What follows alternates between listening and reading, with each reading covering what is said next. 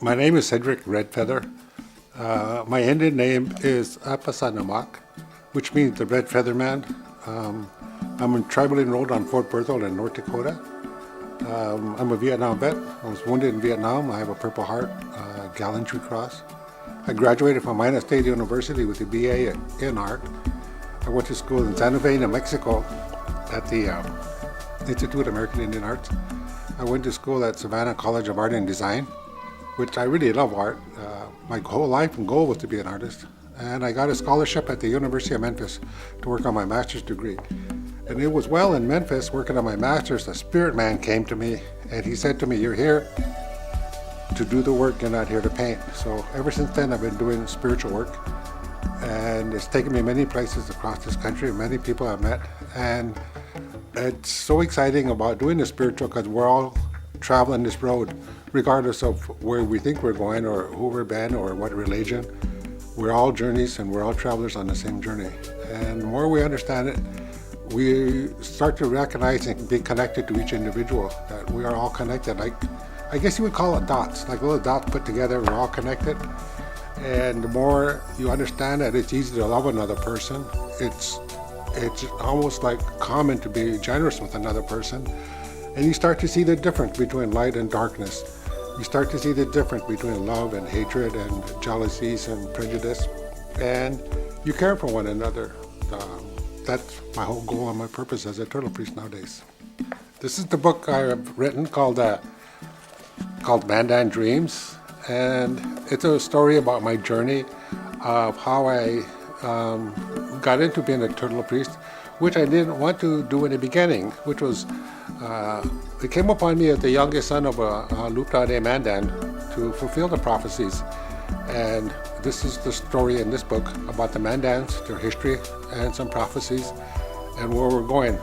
The story is about the family, about my brothers. We are 7 brothers who are the dipper in the sky. And I talk about those, and it's in the book. The Fargo Expo, Edge Life Expo in Fargo, it's about metaphysical, holistical health. It's about people being connected. It's about psychics and mediums, tarot card readers, people into matrix energetics.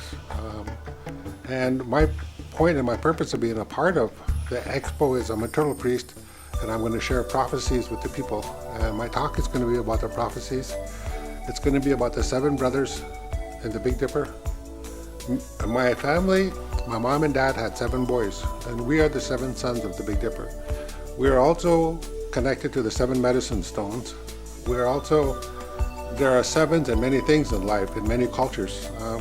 For example, in the Bible, they talk about the 7 churches. They talk about, Edgar Casey talks about the 7 ages of a person's spirit and soul. There are 7s in many things in life, 7 dwarfs, you know. There's 7 sisters in the Pedalians, those stars. So I talk about the 7s and the significance of what it means also. Native American spirituality. You cannot label it and categorize it with each tribe because there are over 500 Native American tribes in the USA. And each tribe has their own way or own protocols or cultures or traditions. And yeah, Native American spirituality is old. It's as old as the stones, old as the rocks, old as the trees. And true Native spirituality is being connected with all things at one time, with all the stars, all the stones, all the animals. When you're connected with them, that's when birds talk to you. That's when animals come up to you. And you can walk up to a deer and pet the deer because you're one with all nature. And being one with all nature, you start to respect it, take care of it. We are the children that dance upon grandmother's back. When we say that when we dance. And we are part of Mother Earth. She accepts us as her children. And the changes that are happening in the world today don't affect us or bother us because we are her children and she watches us always, as Father Sky watches over us also.